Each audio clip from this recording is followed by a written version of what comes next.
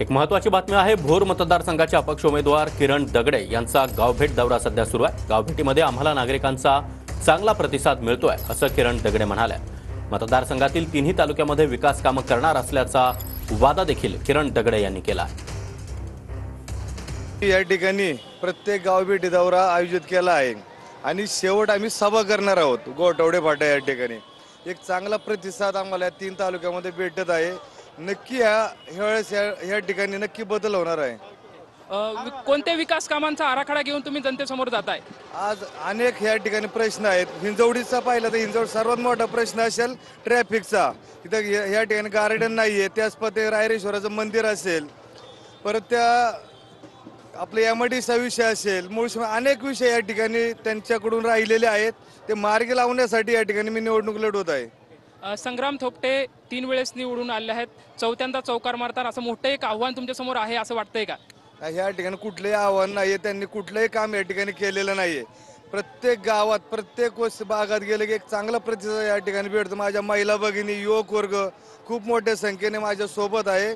त्याच्यामुळे यावर्षी नक्की या ठिकाणी बदल होणार आहे।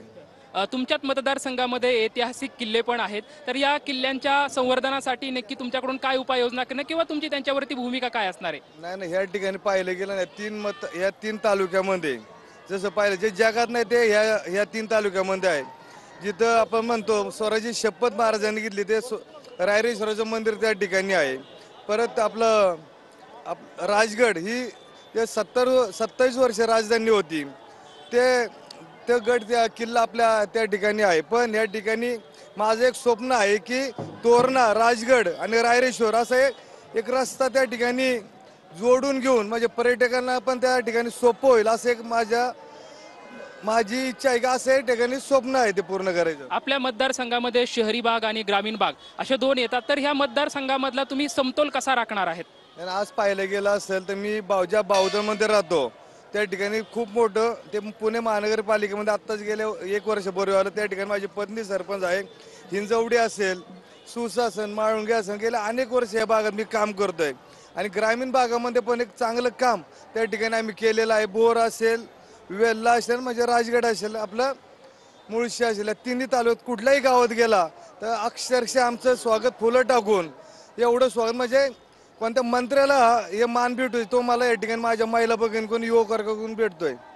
हिंजवडीमध्ये वाहतुकीचा खूप मोठा प्रश्न आहे किंवा काही आयटी कंपन्या आता महाराष्ट्रातून सोडून जात आहे अशी पण चर्चा आहे, तर हे थांबवण्यासाठी आणि वाहतूक कोंडी सोडवण्यासाठी आपल्याकडून नक्की काय उपाययोजना केली जाणार आहेत? आज आपण म्हणतो हिंजवडी आयटी पार्क आहे, पण या ठिकाणी पाहिलं सर्व जंगल आहे। अजून पण असं वाटत नाही की आयटी पार्क आहे। आज आम्ही एका सोसायटीमध्ये गेलो होतो, अक्षरशः जंगलातून जावं लागतंय, म्हणजे इथं ह्या ठिकाणी कुठल्याही सुविधा झालेल्या नाहीये। आज तसं पाहिलं गेलं तर आयटी पार्क म्हणलं जगात आज नाव आहे हिंजवडी म्हणलं तर, पण या ठिकाणी कुठल्याही पद्धतीचं काम या ठिकाणी आमदारांचे आपले जे आमदार आहेत त्यांनी एक म्हणजे या हिंजवडी गावात पण कधी या गावांना भेटी पण त्यांनी कधी देण्यात आलेले नाहीत।